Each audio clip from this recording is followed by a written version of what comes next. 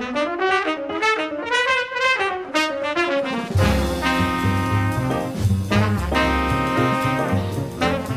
I'm Kristen. This is Juice 101, and we're going to talk a little bit about organic wine today. So, while I sip this, I just want to give you a sense of the dizzying array of organic options that are out there and get you curious to try other things and maybe a little less rigid in terms of what the bottle says or exactly how something is made when it's in this realm. So the reason why we might want an organic, natural, biodynamic wine, these wines are by and large a little more sustainably made in a lot of ways that are ecologically sensitive, socially sensitive, and respect the earth from which the grapes came. The answer to the question, does this wine taste better, is a little complicated because of course it's a subjective thing, whether or not we think that something is more delicious. I find that something as meticulously made as an organic or practicing organic wine does have a little more to offer in terms of interest on the palate. A lot of things that are commercially made are made in bulk, made as a product. They're very consistent. Not only will they perhaps have a lot of additives to them, but they're a little more uniform and less expressive. So there's nothing wrong with those kinds of wines, unless they do have tons of additives like arsenic in them, in which case let's not do that. But in this world, I think it's worth exploring if you care about wine to drink more wines of this character. That said, it's not that easy to just go to the store and say, I want an organic wine.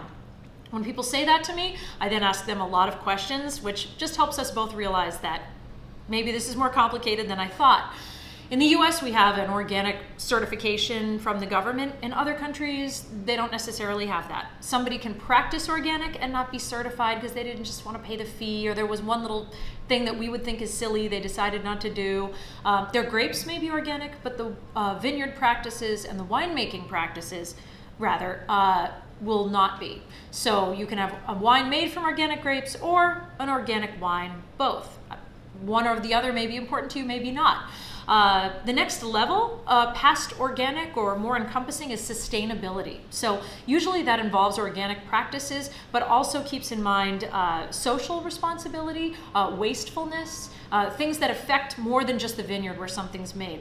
For example, New Zealand, they're very aware in New Zealand that it's a small planet, but even more, it's a small island. So virtually any wine you have from there is probably sustainably made, just because they're very conscious of the land on which they live. So it may not trumpet it on the label, but that's what you're getting. South Africa is also really pioneering in that regard, and they have their own certifying organization for sustainability.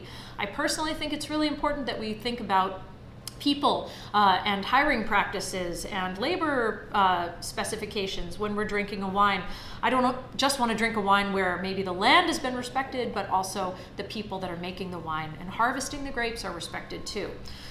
Past sustainability, we get to biodynamics. That's a kind of like organics on steroids. Things are just a little bit amped up. We're taking into account the lunar cycles. There's astrological specifications by which they make these wines. There's a tasting calendar that biodynamicists use to determine the best days for picking or drinking. It gets kind of complicated, but it's also kind of cool. Past that, we have natural wine. I'm drinking one of these right now. Natural means it's probably biodynamic and organic in terms of the grapes and the practices, but there's virtually no intervention in the winemaking. No added sulfur, no any number of winemaking techniques that people would normally use. It's like crock pot winemaking, kind of set it and forget it. Risky, tricky, very idiosyncratic, but also very tasty. This is a Sauvignon Blanc from the Loire Valley. I remember we talked about Sancerre a few videos ago, but it's naturally made, so the tasting notes I have for this wine are very different than a New Zealand Sauvignon Blanc. It's not grapefruity or zingy or citrusy. It's a little more savory, a little more cheese-like, a little rounder. It's a little special. So if you're up for an adventure, natural wine is definitely a way to go. And that could appeal to you or not. So keep in mind, there are all these things I'm going to list some things that are really helpful in terms of getting to know certifying organizations, but know that some of the best producers in Burgundy are biodynamic, and the label doesn't say it at all. Some great organic producers, even in the US, don't trumpet it on the label. So trust your sommelier, trust the store that you're going to. If you're watching this in New York City, as a lot of you are, Chamber Street and Astor Wines have really tremendous selections of organic and natural and biodynamic wines, and they're worth checking out. Just like, I was thinking about this in terms of music, and there are some really produced musicians that I really like. For instance, Steely Dan is a favorite of mine. You can't get more produced than this stuff in terms of the sounds that they're using and the way in which everything is very thoughtfully and calculatingly made, but it's very tuneful and some of my favorite music. And then you have something more like a natural wine, like a live record, like Miles Davis live at Carnegie Hall. There's imperfections, there's idiosyncrasies, but it's very organic and of a piece and distinctive. And I love chewing on that too. So I'm gonna make you a little playlist that if you want, you can enjoy contrast between something that's heavily produced versus something that's very natural, and maybe you'll be sipping some wine that is the same at the same time. So I think that covers the very 101 organic lesson for today. We'll keep exploring together. Make sure to subscribe and we'll learn more. Cheers.